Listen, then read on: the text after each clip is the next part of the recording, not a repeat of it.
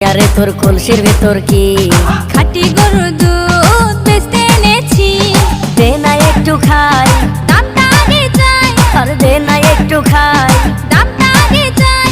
তোদের মতো ভিড় খাওয়াদের চেনে রেখেছি। গরু